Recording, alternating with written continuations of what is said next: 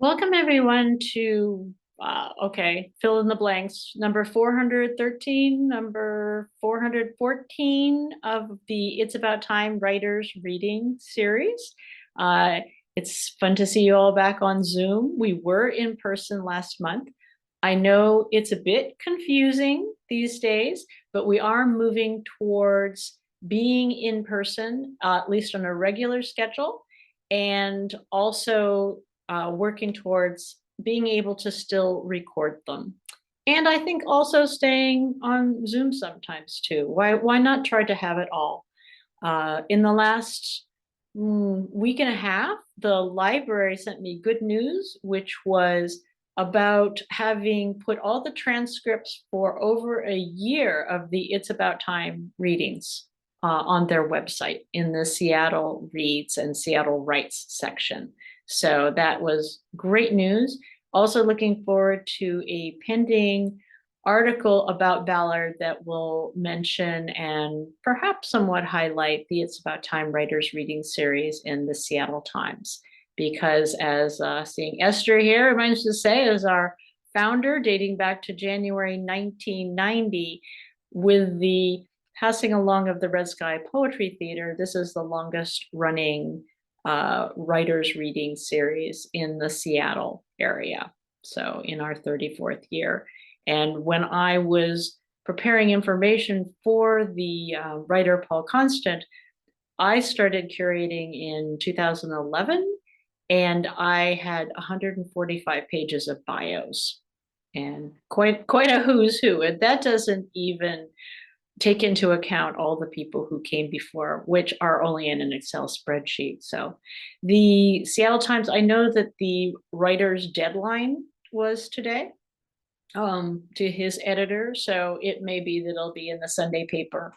I'm not sure. Thanks for asking that question.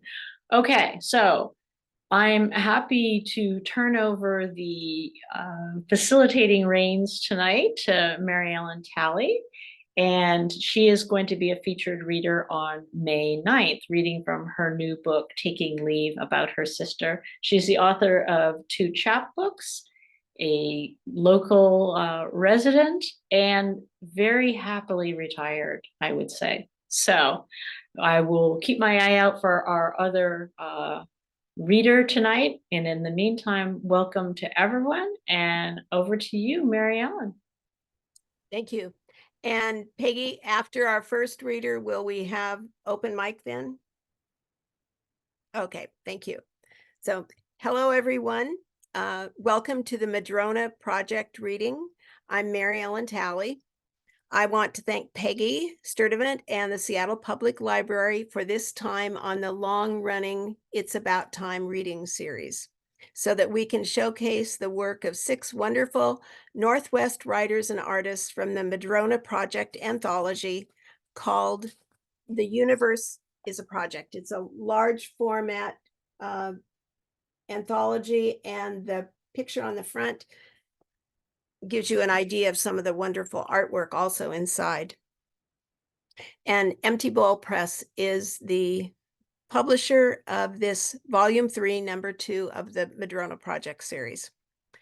We'll have hopefully 6 readers, at least 5 tonight, who will read 2 pieces each with open mic slots in between, who've signed up with Peggy. We're excited to have as our first reader, Michael Daley, the Madrona Project series managing editor.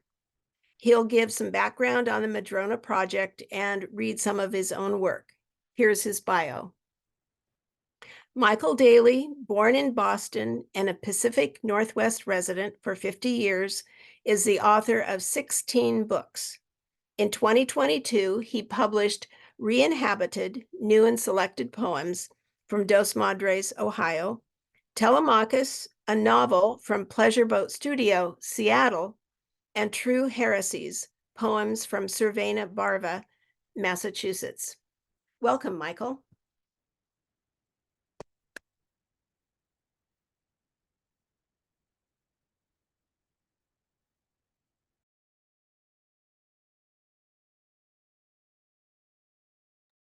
You're muted, Michael.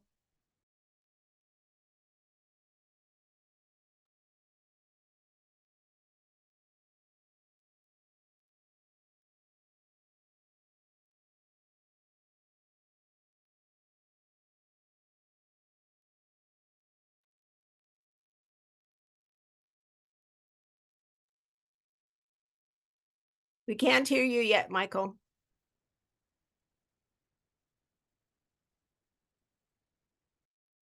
Is the volume turned up on your laptop or iPad, whatever you're using?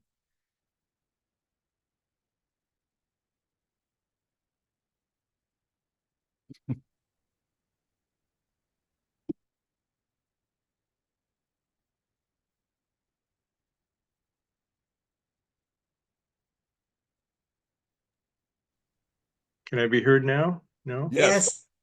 I can be? Yes. Okay. I was going to try to mime the whole thing, but maybe. Anyway, if you didn't hear, I wanted to thank Mary Ellen and Peggy for, and it's about time for focusing on the universe as a forest. And I thought I'd tell a few things about the history of the Madrona project. The universe as a forest is the third in this series. The project came about, I guess, because two things kind of coincided. Years ago, when I was the publisher of Empty Bowl books, I published Clem Stark's book, Cathedrals and Parking Lots. And it's a collected poems. It's a wonderful book. If you haven't read it, you definitely need to have some of these poems in your life. And it was a little concerning because he wasn't getting as many readers as I had hoped. And I came up with the idea of creating a brochure that would have a few of his poems and have comments by some of his friends who happen to be poets. And so I started that. And then when I ran it by Clem, he suggested a list of some people who could be in this brochure. It turned out that there were about 60 or so such people who not only wrote about Clem, but also submitted poems and so on. And this coincided with my own desire to have an ongoing series of a publication, because I think at that time, several years ago, that was kind of lacking in the Northwest. There weren't as many places as there used to be to submit poems that were specifically from and by and about the Northwest. And so I had still the motivation to follow the mission of Empty Bowl, which literature and responsibility and for human communities in wild places. And so I think that every one of our anthologies, and by the way, I have all 6 of them here, which are a nice little bundle. When I started this, I thought, oh, we can get a box. We can have a box made and have a box set. And that's incredibly expensive, so we're never going to do that. But if you're a collector, you want to have all of them. And when I started with the idea that there will be 7 of them. And right now there's 6. So the first one was the Festschrift for Clement Stark. The second one was edited by Holly Hughes, Keep a Green Bough, Voices from the Heart of Cascadia. The third one was Human Communities in Wild Places, which I edited. The fourth one was edited by myself and Sam and Sally Green, Art in a Public Voice. And I've got them backwards here. The fifth one was The Universe is a Forest. And the most recent one is the Empty Bowl Cookbook. And I think the thing that they do have in common is the interest of poets and writers and artists in the Pacific Northwest to focus on the natural world. In fact, I guess one of these issues where it seems like maybe we're not is art in the public voice. But all of the public art that was chosen for that issue just really does happen to coincide with that mission statement, human communities in wild places.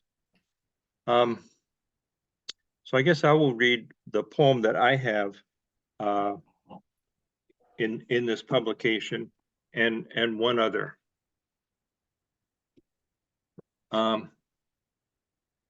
My poem comes from my frequent or almost daily walks in Sharps Park, which is, well, you can't see it, but it's right over there.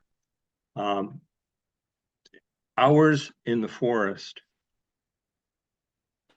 Just as these alder leaning in tandem north, like a choral trio holding the same long note, have told the hours tipping further decade after decade, while a neighboring decrepit fir snag clocks them on its own westward droop.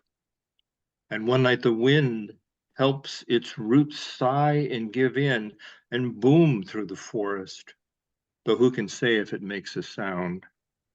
So am I aware, my only stream of unconscious sentences sings and sighs toward the soil. So my co-editor for this issue was Finn Wilcox, and he couldn't join us tonight, but I want to read a poem that's dedicated to Finn. Finn Wilcox, Tim McNulty, the poet Michael Connor, the late Michael Connor, the jazz musician Chuck Easton, and a multitude of other very talented people were all tree planters in the late 70s and 80s on the Olympic Peninsula, in the Cascades. We planted for the Forest Service, and we planted for various paper making companies. Some of our trees might still be standing, but I really doubt it. That was a long time ago. And I'll tell you one quick story about being a tree planter. So we'd plant every 10 feet or so, we'd plant a tree. And there's a little bit about that in the poem. And it was all bare, right? All the slopes were clear cut, and very often we're planting in the rain.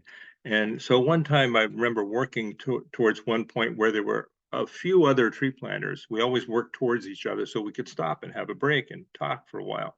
And there were, maybe 5 or 6 of us, hanging around, all talking together. And there were 2 guys who were from someplace in Oregon. We hadn't all worked together. And we're all, sitting around taking it easy. And one of those guys leans over and says, "Where'd you go to graduate school?" It was the kind of job that there weren't very many of us who went to graduate school, but several of us did. And in the 1970s, mostly during the Reagan era, also, we couldn't find any work other than tree planting. This is called North Olympic Peninsula in 1976. And it has a quote from a study about tree planters by D.G. Tritas and Simon Fraser University. Quote, "The physical exertion level and work efficiency of tree planters is amongst the highest ever recorded in human occupational performance studies. It's such a project to shift our love off the lives of others, to leave the heroics of betrayal to singers of quiet despair, and listen to the layered sheets of coastal waves whose tribal mysteries drum below hundreds of high, craggy acres where we've come to plant the clear cuts of North America. To do a job, to gradually and each alone climb through slash of fallen industrial waste upslope, drive every 10 feet a wedge-like hole into puddled soil, insert a foot-long Doug fir seedling, tamp with a mud-caked boot. Here, where we joke, this honest place should host the inauguration ceremony. Oompa brass bands, robust podium speakers, the Robert Frost poet, the full monstrosity, gown first ladies, geriatrics of former regimes, solemn before muddy slash, dead trees made aliens for one another, rain-soaked, burned blackened to spin-offs of the history of napalm. A sad joke we tell on the slopes. We took a breather, had a smoke. Then we edged our way alone up cliff faces scarred with stumpage. and plunged one tree into it after another into the ground. Love those sideways sheets of rain. And it's dedicated to Finn Wilcox and Finn McNulty. Well, thank you. It's weird seeing you clap and you're all muted. Or snap. Go thumbs up. Okay, do we have an open mic, Peggy?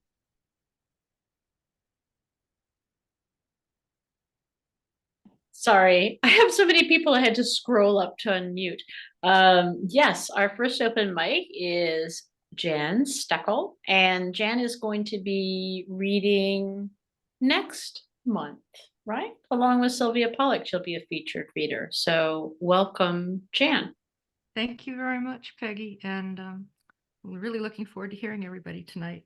I'm going to be reading next month from my new book of short stories. All my other books have been poetry, but I put out my first collection of short stories this year. It's called Ghosts and Oceans, and I'm just going to read a couple pages from a story about two high school girls in love, and they live in Santa Monica, Southern California, on the coast. Alex. The winter's still green in the aftermath of the storm. The other night, I drove down to the beach and stood in the sheeting rain. To the north, the waves piled up and jostled each other in their hurry to break. The rain blew so hard off the water that I couldn't face straight out. The ocean is a terror too great to name, and one day will make us remember it. She will sweep you from my arms and return you cold, the little waves lapping about your thighs. The foam will sit on your brow, your tangled hair congealed into twisted ropes of salt.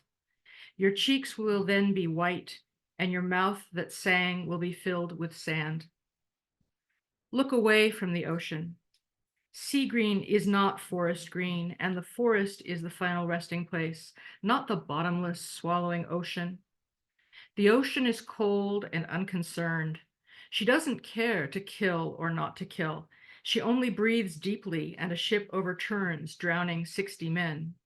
The sensitive child she frightens away. He screams as the waves chase after his feet and drops his pail in the sand.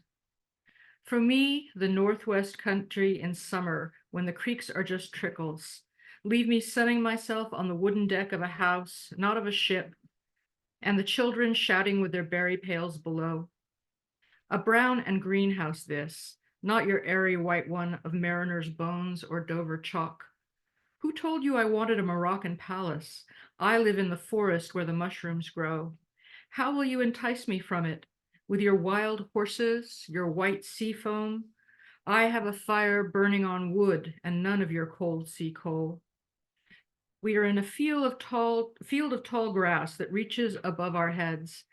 We wade through it and the wind makes ripples around our ears. There's a high trilling sound that surrounds us like the grass.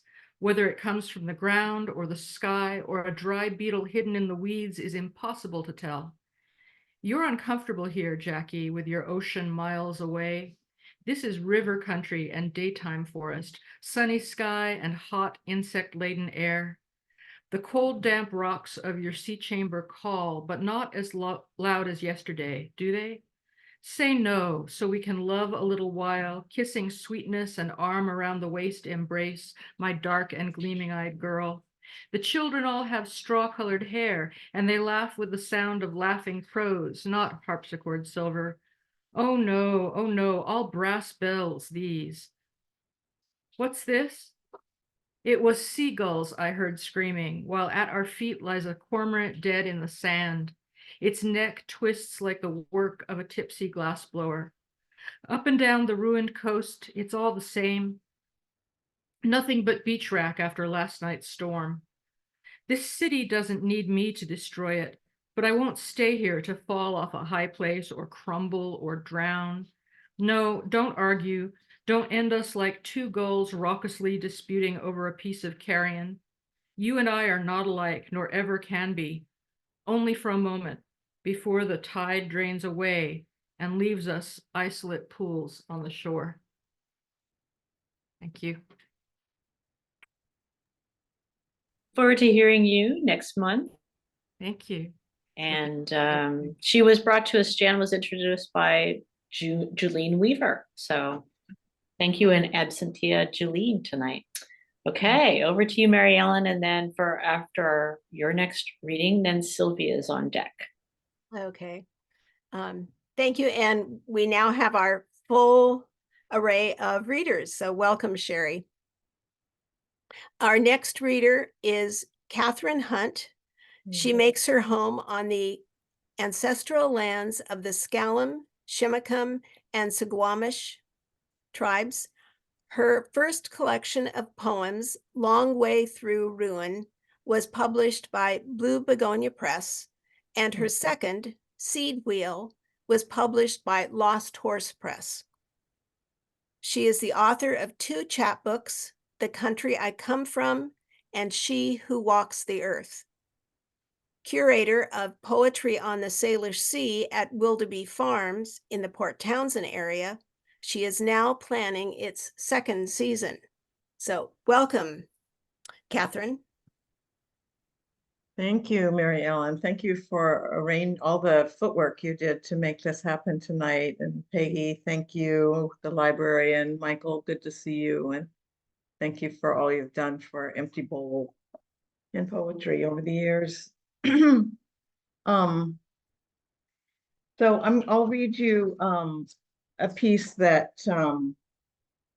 Michael, I think you edited The Forest, right, Michael? Is that right? Yeah. From She Who Walks the Earth, a chapbook. And there are 3 parts to this. It's a long poem and has a bunch of sections to it. I'm going to read you 3 of them. The branches lifting and falling like a baby drowning in sleep. A hot wind possesses the trees the way a woman might possess her lover for an afternoon, owning nothing. Wind, a presence that has not quite come into the world of flesh and bone.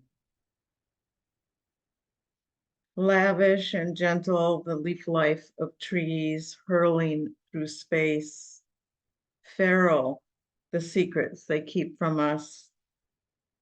Generous, generative, their quiet ferocity, blooming, breathing ripeness. In their heartwood, do they remember our advent? The tall firs, hungry for light and for sugar, wholly themselves, full of dignity, and always my wanting heart.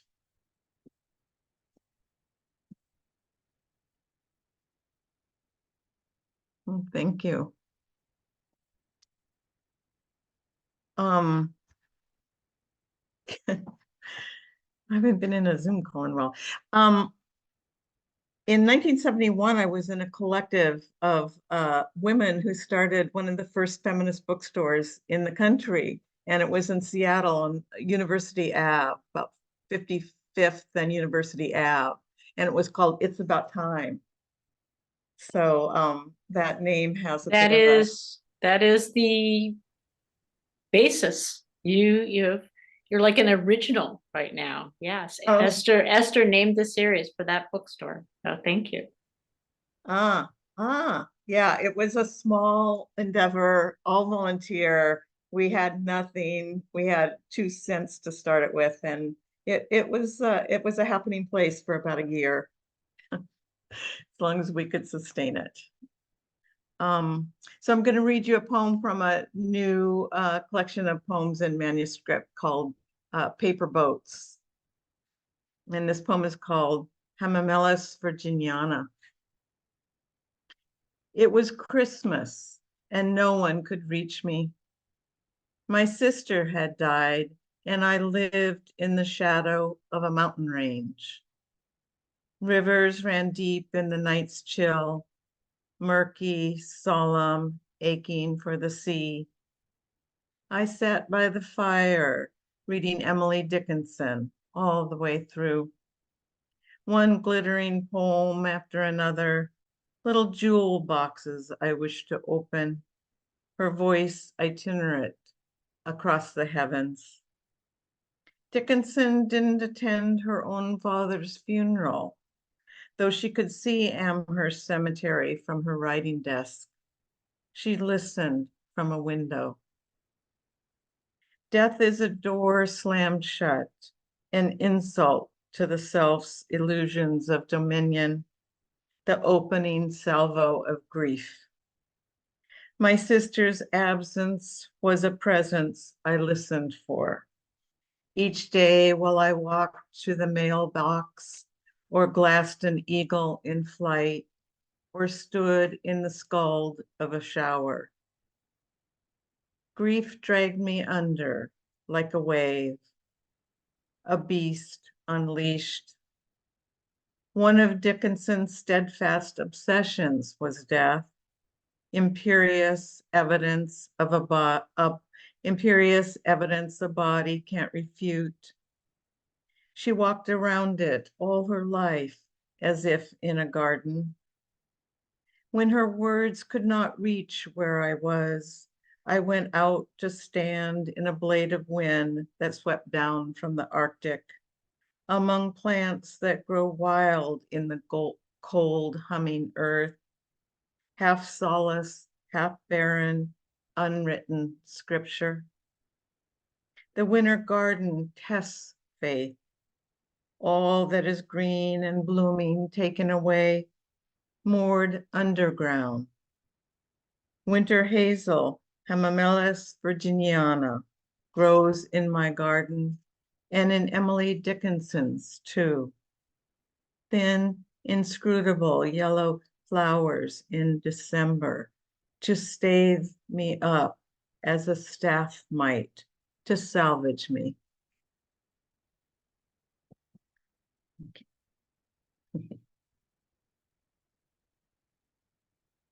Thank you. Sylvia Pollack. Okay. Yes, it's true. I will be reading next month from my new book, which is called What Lasts. But for now, this is something brand new, and I almost feel bad about reading it because we're hearing all these beautiful poems with nature images and all of that in it, and this is rather other. So, but it's a little bit of election year advice. Unless you've tried on Cinderella's slipper, slept in Little Red Riding Hood's bed, gone up the hill with Jack and Jill, cut off tails with a carving knife, and jumped over lit candlesticks, you would be wise to not judge, but make allowances. Give the kid a $10 bill, even though 2 bits was plenty when you were young. Tastes change. Now everything's tinged with a faintly metallic tang of nostalgia and regret. Jealous of Sleeping Beauty, it all worked out for her. You wonder how it's come to this. A face as wrinkled as last autumn's apple, arms that crumple under heavy loads, hands unable to open screw-capped lids, legs that lag. But also, there's a closet full of sensible shoes, a comfortable bed, someone in it beside you, sharp knives to slice and dice organic veggies. The wolf hunkers down in Grandma's bed. Grab a knife, send him packing.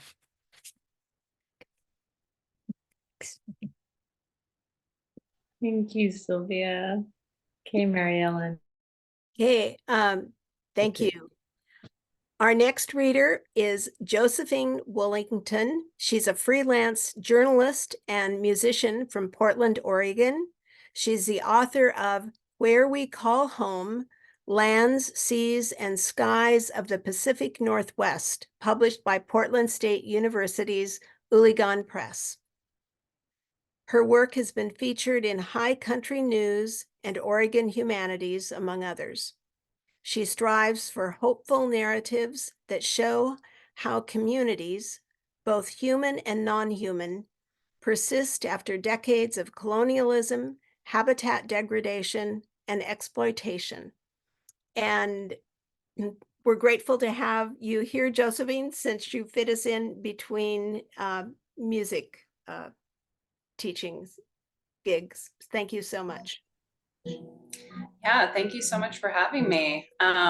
You might be able to hear, I'm in the school where I teach, and there's a teacher above me who is practicing kind of loudly. So maybe I'll have some dramatic classical music in the background.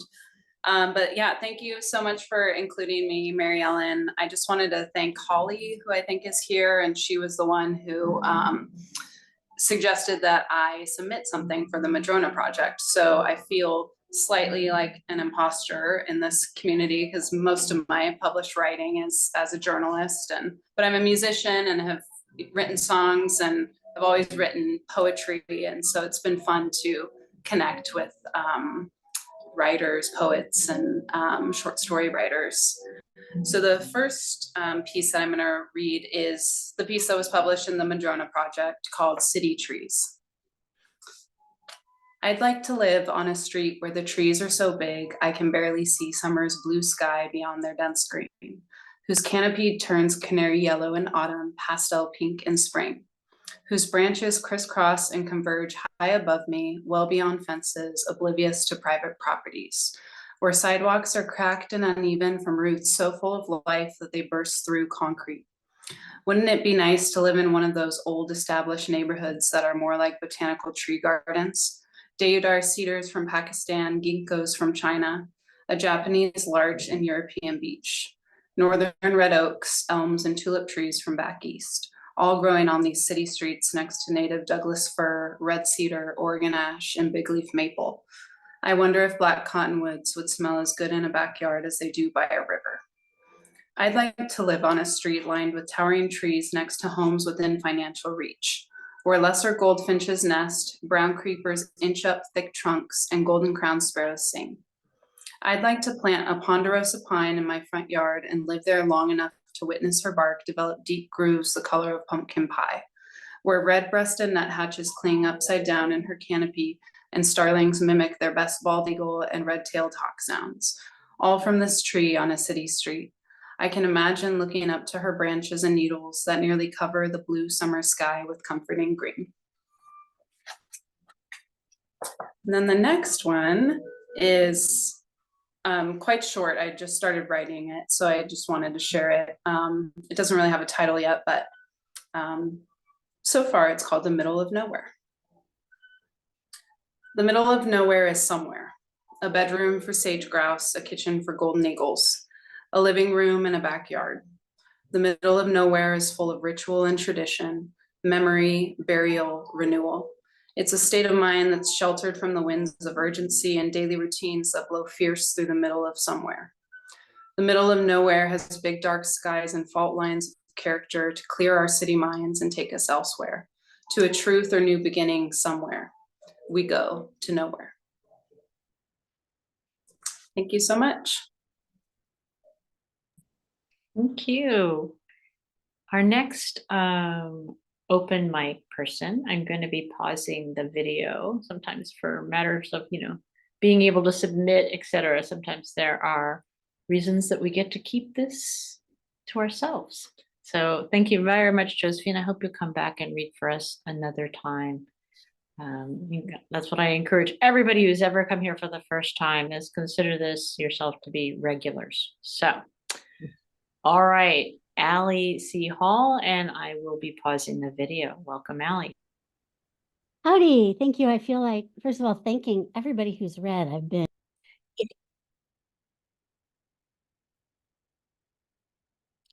I'll repeat that since the recording just resumed. Larry Crist lives and writes in Humboldt County, Trinidad, California, where he looks after his 91-year-old mother.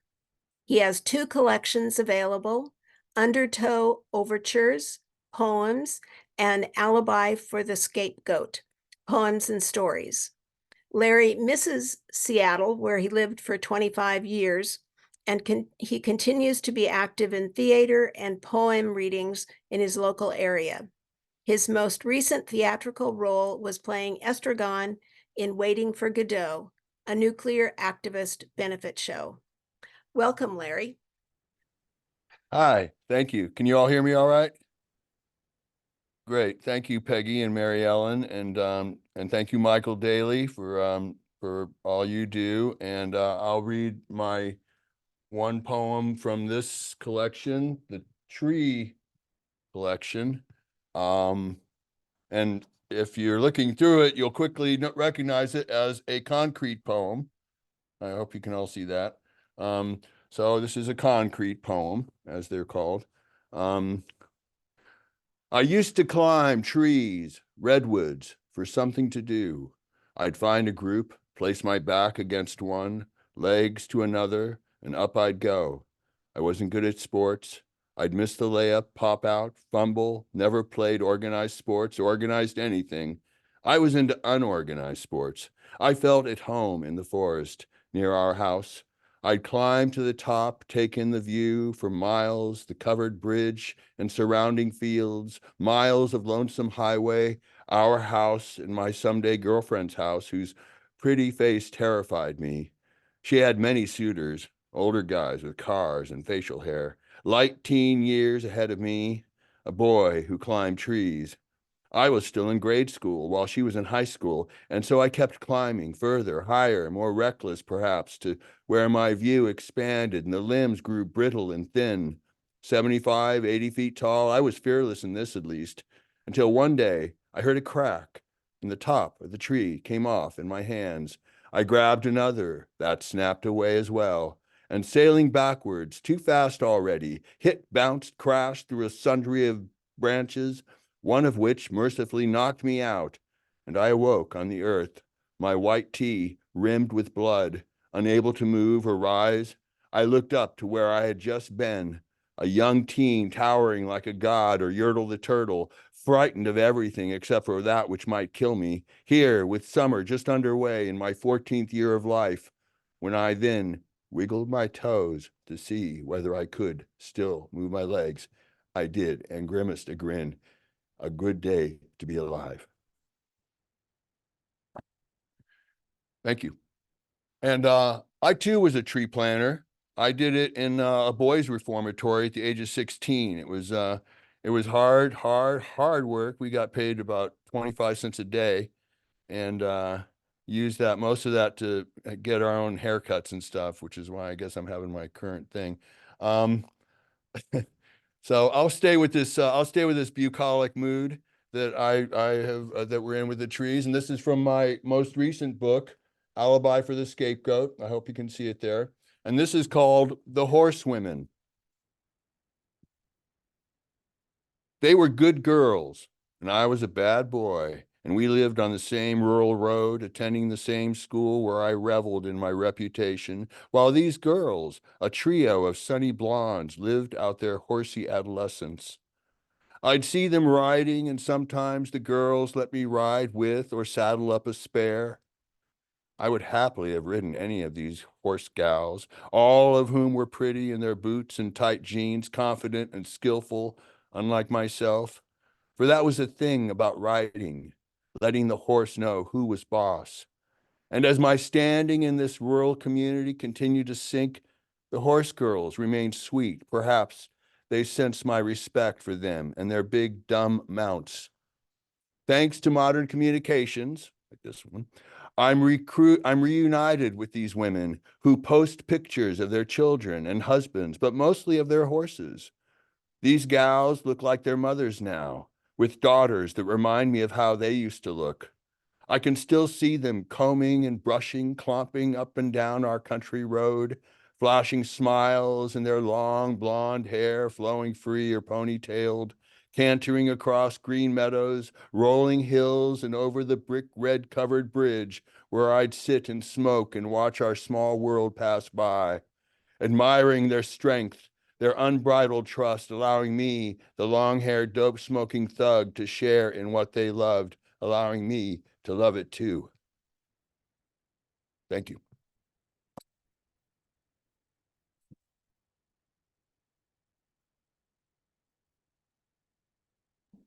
Thank you.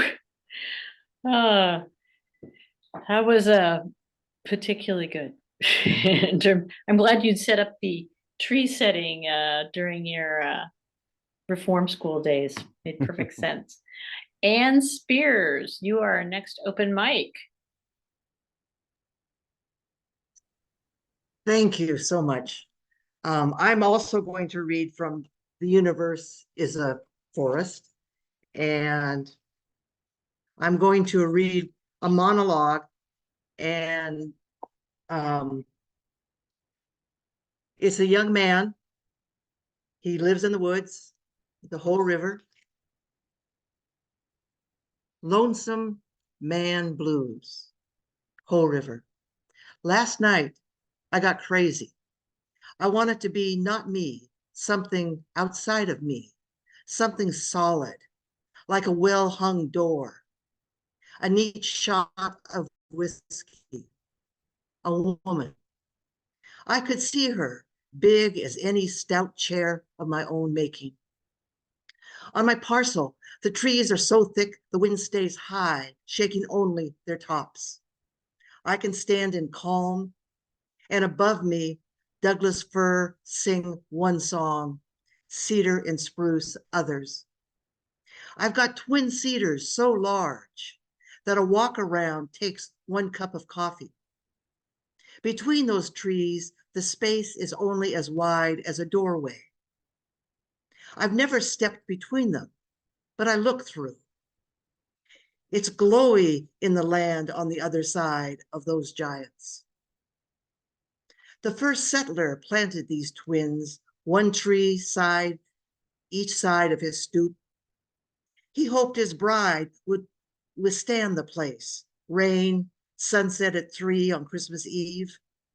Surely she'd love the window with real glass he packed up trail from Oquium, the kind that gets wavy with age. His cabin and stoop are long gone. Shards of glass shine in the moss. Last night, wild with myself, I stood in front of those twin cedars. I placed a hand on each trunk. I had 1 foot lifted, ready to step between. Maybe another me is over there. Maybe that settler's ghost wife is over there, ready for me. But the wind started to sigh high up in the trees' crowns. The sound, like a lullaby, filled me with gladness, and I didn't step through. I am small in this dark place, but when the high winds get excited, the trees move, and the top branches sing and bat the stars around. Thank you. And thank you, Michael Daley and Holly.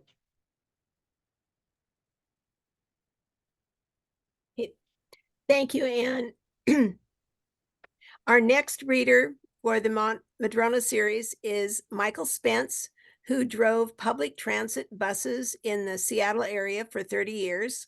His poems have appeared recently or are forthcoming in Alabama Literary Review, Atlanta Review, Barrow Street, Hudson Review, The New Criterion, North American Review, the Southern Review, and Tar River Review, Tar River Poetry.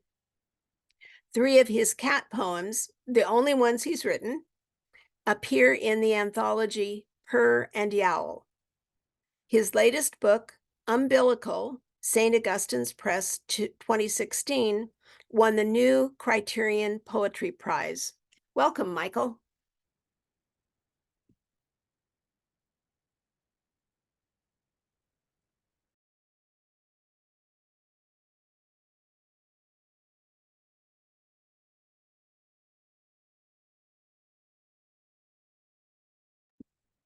How about that? Better? Okay. Thank you, Larry. Thank you, everybody. Okay, I'll start off with the poem from The Universe is a Forest. And it's called More Like You. I'm more like you, Madrona, than I thought. My days flimsy as bark, worried by wind. the ragged fragments whirling around my feet. As you grow tall, your trunk so often bends on its way up, curving, leaning over, as though tricking gravity to let you stand. What book of trees would put you on its cover? You bear your red and mottled limbs like those of a resigned leper. My mother one night swore it was dangerous to burn your wood. A gas the flames released could kill. Down in the basement, I lit a fire tossed on a branch. Her hiss seemed more like the sound of rain. The glint inside the glowing splits made my shadow slant. Thank you very much.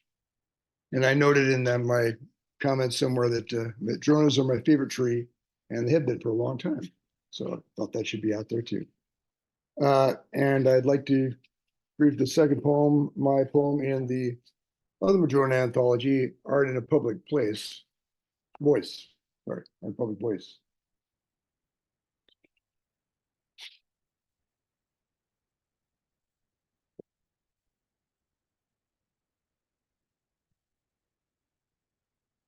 It's it's based on the artwork by Paul Buckner, a sculpture called Sculpin Wind Vane. And the title is the poem is Always Facing Home. Spinning me, wind, you forever keep me turning any direction you come from into my upstream. To catch what's current, my mouth is open, my eyes will never blink.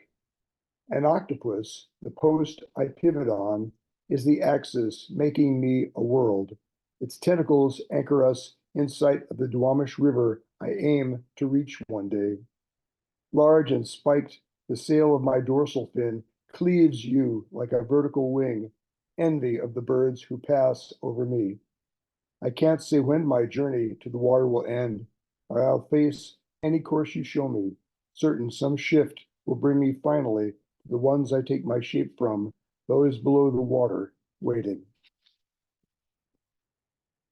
Thank you very much. You're just giving us little tasters art tonight, aren't we? Just little teasers where we must make sure to let us know where the Madrona Project anthology is available. I should have mentioned Mary Ellen's, I know, upcoming, her book is at Open Books and Penny Books. So one find out where to get these things. We have another open mic reader, and it is a person new to me. So I invite Mateo to let me know how to pronounce their name. So welcome. Yeah, it's Mateo. Mateo, great. I thought there was gonna be other people before me, but that's okay. Yeah, so I'm the current Seattle Youth Poet Laureate. I'm also the Auburn Poet Laureate that started in January.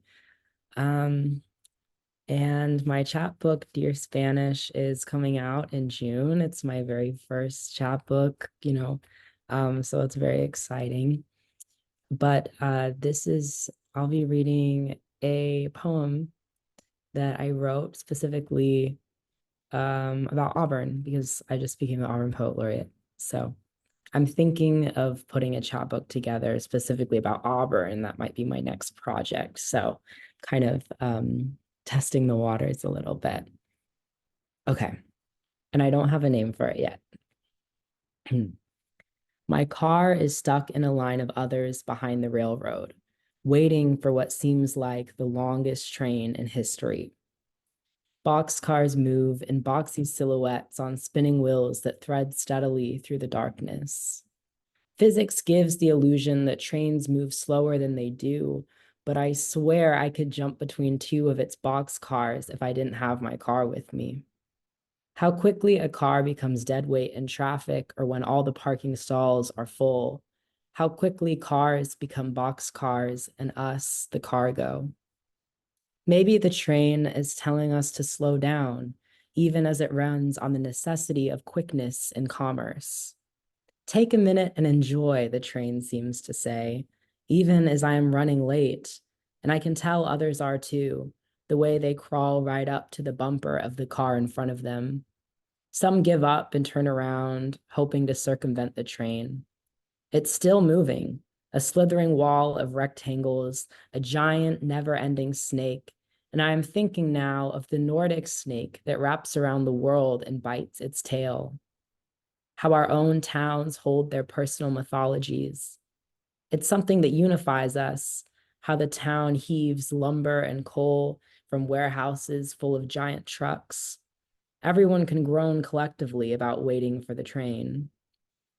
When the train finally lumbers on, when the candy cane striped strip lifts like the jaws of an alligator, the cars roll into motion. Railroads, our beginnings and where we are now, exclaims a mural painted on the side of a building downtown. Its font reads like a transatlantic accent. The backdrop, the mountains and hills, presumably Auburn, so much more vibrant than in real life. I pause at a red light, the Cyclops' one red eye. When it blinks green, the train bellows in the distance like a car horn telling me to hurry, even as it runs away.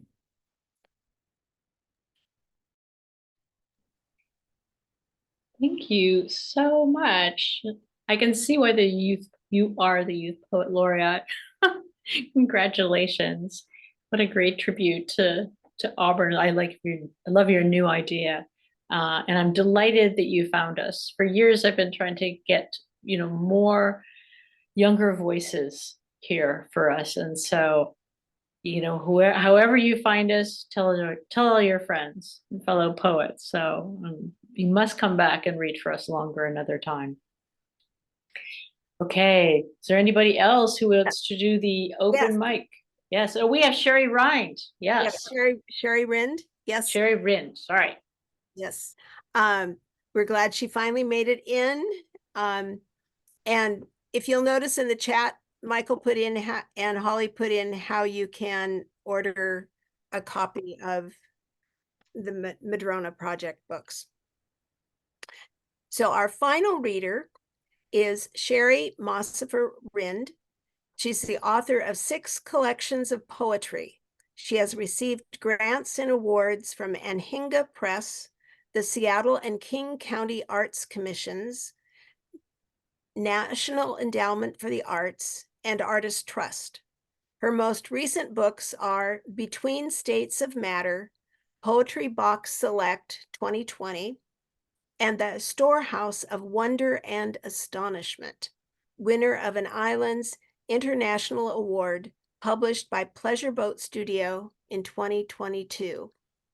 And thank you for taking the extra effort to get in, Sherry. We appreciate it. Welcome. Thank you, Mary Ellen. I had to do major battle with my laptop and totally get rid of Zoom and put it back on before I could finally get here. So anyway, I'm first poem is also from the anthology, since that's what we're celebrating. And I wrote it, seems like a very long time ago now, after seeing a photograph of in the Ukraine where their supply bridge had been blown up, and it was in the winter and muddy and wet and pretty awful for them. It's called Underpainting. The underpainting in browns and grays suggests a forest floor of mud churned to waves, shattered trees, and a cratered shore where a supply bridge had been. The overpainting shows a woman walking her Airedale in a neighborhood park where children reach for his fuzzy face, all of them smiling in sunlight after a weekend of storm and so much rain that muddy water squishes up around their feet on new grass not yet ruptured by moles. The climbing toys, slides, and seesaws still shine with new paint in happy reds and yellows. Mothers pull back their children, and the walker hauls in her leaping dog. He's still a puppy. He will jump on you and knock you over. or scratch the apricot tender skin of your arms and legs. The children know none of this danger that is not a danger, a risk of tears and nothing more. The underpainting mists like a ghost beneath the park's small wood of new pines, planted after old growth was logged and huge stumps blasted out of every picture before we came, with houses and park, and now a protected patch where native shrubs begin to spread and impasto concealing what's beneath. And thank you. For a second poem, I'm going to read from The Storehouse of Wonder and Astonishment. That title reflects every poem in the book, which is every poem is based on natural history readings, beginning with, well, before Aristotle. And this one I chose for tonight because it's Women's History Month. It's called Archatea, acting the she-bear for Artemis. And what the Archatea was, girls gave service to Artemis with a bear-like dance called the Archatea. It was also their initiation into womanhood. And the epigraph is from Aristophanes, Lysistrata. And clad in yellow robes, I was little bear to Groronian Artemis. We approached her shrine quickly and marriage slowly, wearing robes the color of bears tipped in sun. On the vase paintings were all celebration, breasts and buttocks, gibbous mooned, promising more. Away from watchful families, we run through the woods. Clothing flies off like flags, and the breasts men watched tremble beneath gauze, retract as we bend close to the ground until all 4 feet touch down and claws tear up the dirt.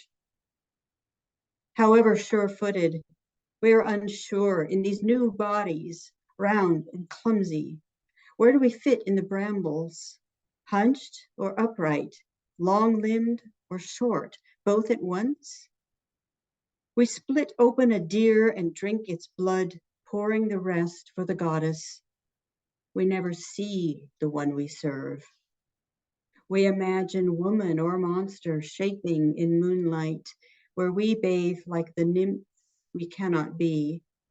We change again the clothes, knowing the transformations never stop, and we are always in service. Thanks.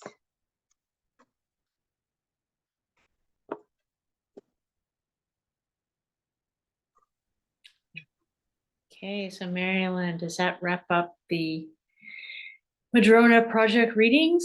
Yes, it does. And we're really grateful for this time that we had. And I'm grateful for the readers we had. Their poems and their nonfiction and fiction were great. Marilyn did a great job of rounding up a large number of readers, wonderful set of bios, getting them all organized. Now I only wish that, look at it's only 7-11. We could do it all over again.